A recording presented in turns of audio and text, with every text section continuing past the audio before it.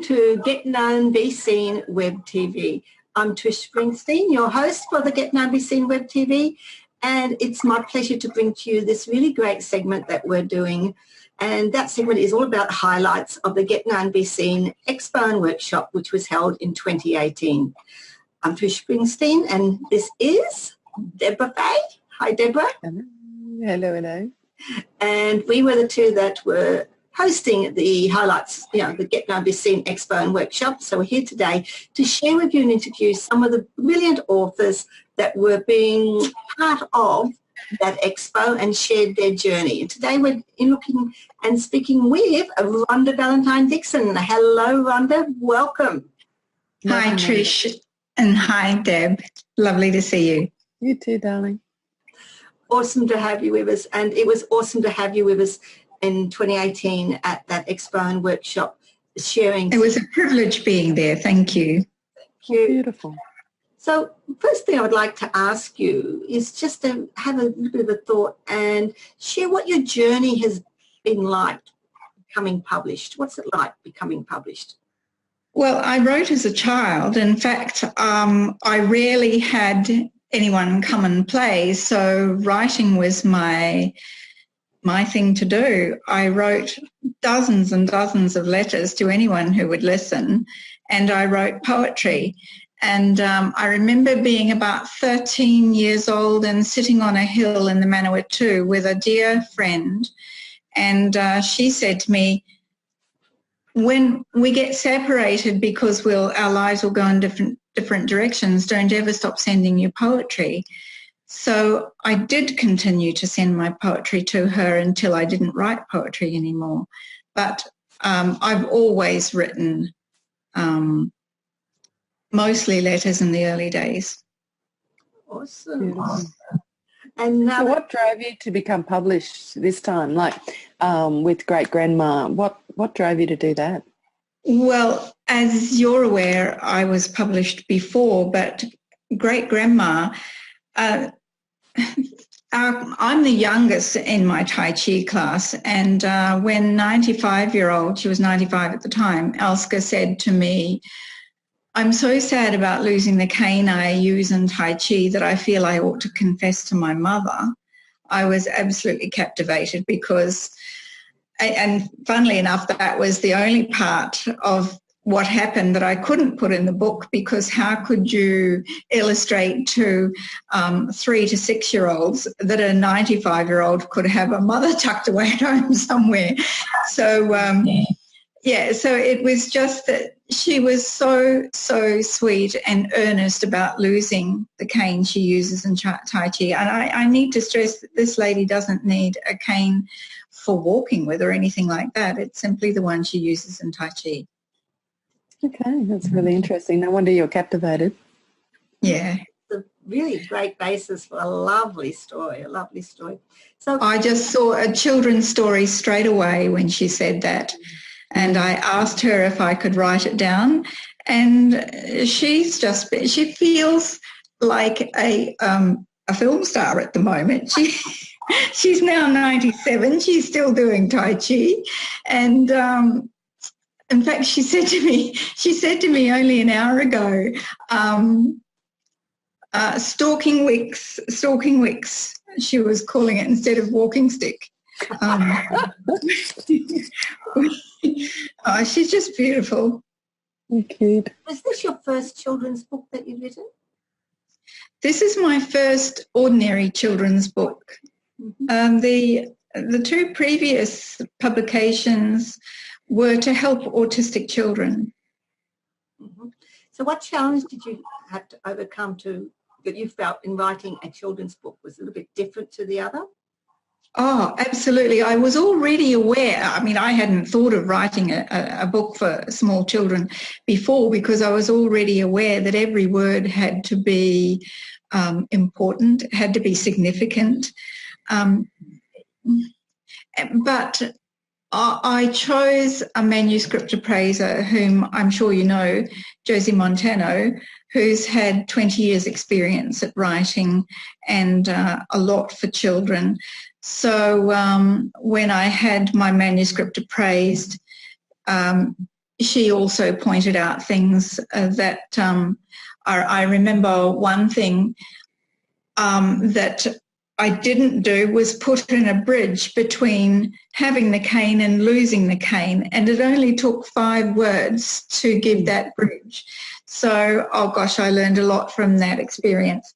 And Josie has subsequently appraised another manuscript for me. So I think it's essential to tell authors to have your manuscript appraised for it to be the best that it can be. Very cool. So how have you actually leveraged the book, Rhonda? What have you done to market it, promote it, and move you forward? One of the things that I do is go out into the community and talk to particularly elderly people's groups about the importance of writing, if not to publish, just as a legacy to leave behind for family. Squirreled away in the house somewhere. They don't even need to see it while you're still alive. But that's such a precious thing to find when you've gone. I've seen a woman find little bits of her mother's writing around the house when she was cleaning out the house.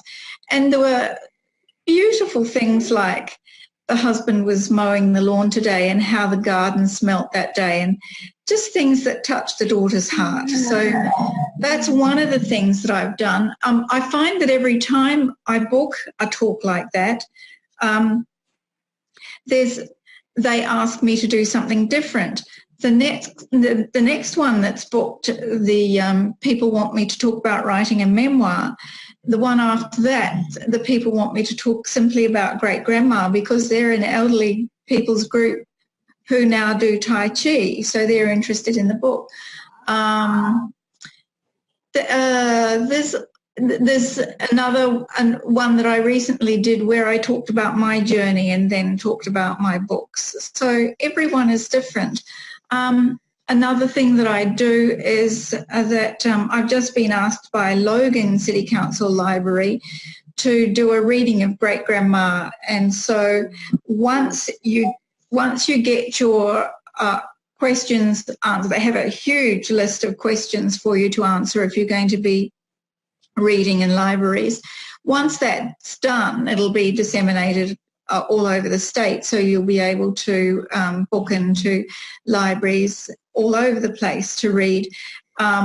They check things like your blue card, and fortunately, if I take Great Grandma Elske with me, she doesn't need a blue card, although she can come under mine. But when she first applied, she was 96 when she applied, and she was told she couldn't have a blue card because she didn't have an employer. And that's when we found out that she could actually come under my blue card. I love it. I love it. I know. Bureaucracy. Yeah. Wouldn't you think they'd have, said something else other than that when they could see she was 96? Yeah, that's the answer. So the volunteers blue card. Yes, yes, or under my ABN, I think. Yeah. Awesome. So that's how some of the things you've been doing with leveraging that particular book. But let's have a look at what publishing has done for you. How's that worked for you? It's allowed you to get into the libraries, but how does that work for you in the process of your own mindset, your own limiting beliefs, or what you've been able to do with it? Oh, my goodness. One of the things I've noticed, I remember my publisher Ocean Reeve said to me, go to at least 4 literary functions a month so that you are always in the mindset of writing. That's not hard when you're on social media because things come up on your screen all the time. So look, I just live, eat, sleep and breathe writing even more than I ever have before. So it's really an exciting time for me, and it's my time to shine really, because I've devoted the children's first 20 odd years to them because of their disabilities.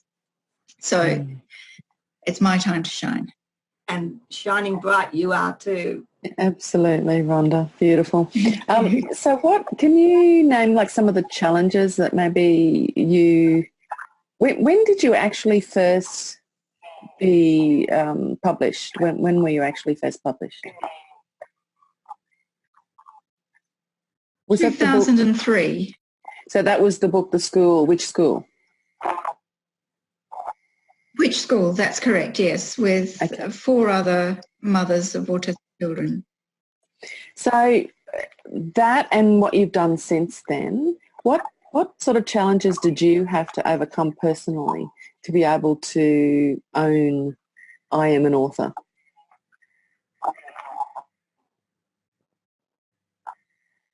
Self-doubt. Will anyone want to hear what I've got to say? Just personal growth. And because of having to advocate for not only my children, but other children with disabilities as well, it probably gave me a great deal more confidence, although I didn't really realise it at the time. I'm just passionate about social justice, and I perceived that the children were getting the short end of the stick, and that didn't sit well with me. So, So that drove you then to push yourself past those limiting beliefs that you had? Absolutely. Beautiful. I'd really like to know what you got. I'd like for you to share with the audience what you personally got out of the Get Known Be Seen workshop and the collaborative book project that followed. I was blown away by the quality of women I was privileged to share the stage with. Wow, the journeys of the women, the reasons for writing. Some wrote a book to augment their business, some wrote a book that became their business, and others, like me, simply wrote because they've always written. And because the inspiration came. So just the quality of women. The responses from the audience were just wonderful. Exposure to other things, such as what Di Riddell's doing, for instance, what Paula Burgess is doing, things that I can go out and tell other people about, because what these women are doing is very, very valuable in the community. Awesome. Thank you. So the networking opportunities then? Yes. Thanks. Beautiful. That's really valuable, and it's beautiful that you got that, because that's, I think, the byproduct of what we had planned. We hadn't actually really recognised some of the extra things that the people involved were able to get out of that. And one of the things being highlighted is the actual personal growth and the networking and collaboration that has come from that. So thank you so much for sharing that, Rhonda. Brilliant. And thank you so much for being a part of it too. You just brought a beautiful flavour. Of course, you know I love what you do, and I love your way. Thank you. So it was just lovely to have you in that mix, and funny how it all fell together at the end. It all mixed in, yeah. It did. It was great. So thinking back on your journey of the different books that you've written and how that journey has come, what are 2 tips that you would give to our viewers who want to be authors, who might be thinking about writing a book or becoming an author? There are lots of things. I would say choose beta readers, choose people who will read your book and give an honest opinion, but don't choose a reader of fantasy if your book involves religion, or so choose wisely the people to be beta readers, and most definitely get a manuscript appraisal, because the people who've been writing for many, many years pick up some unusual things. One of the things that Josie picked up for me, for instance, was the illustration, the notice board outside the church where we did Tai Chi. It said church hall.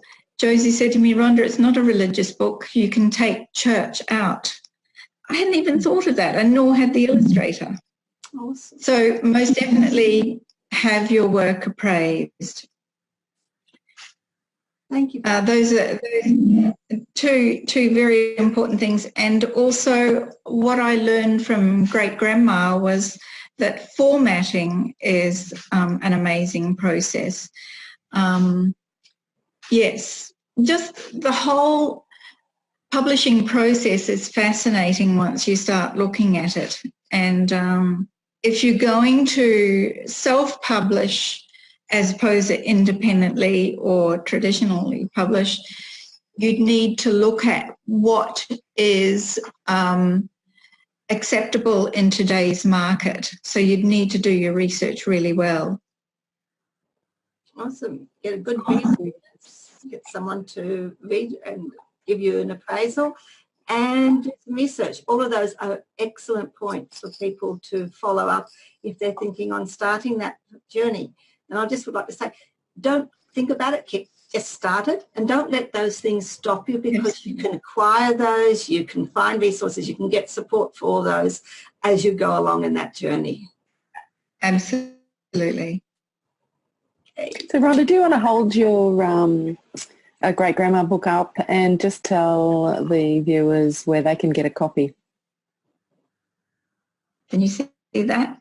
You can buy Great-Grandma Elske's Bamboo Cane from my website, which is www.rhondavalentinedixon.com.au, and other books are up there as well. So, and many more to come. And what is coming on the horizon for Rhonda? What are you planning? Well, I'm planning with, I'm coordinating a group of students from the University of Tasmania. We've all done the family history diploma, and so we're each writing about a convict, and that's a project I'm going to have to come to Deb about. Because I've heard that she's up to all sorts of wonderful mischief, and I'd like to pick her brains about that. So, yeah, so there's that, and there's two other biographies that I have on the go. One about a New Zealand steam locomotive, and one about two sisters who grew up in an orphanage in Australia. That one. Pardon me? That one. Yes, that one is going to be profound. And Josie, what's the book that Josie has given you an appraisal on? Is that another children's book? That's another children's picture book, and I have yet to find an illustrator for it. Okay. It seems to be an ongoing process, doesn't it? Finding illustrators. I need someone who can draw New Zealand in the 1950s, basically. So, okay, they'll be there. They'll be out there. But it is. They will. They will. I did find one person, but unfortunately, he chose to retire just before I found him. How rude. You'll have to. Were there people in New Zealand in the 50s? Had it been discovered then? Just kidding. Oh, you're wicked. Okay. I'm sure there were some people around then. Probably. She's wicked. Okay.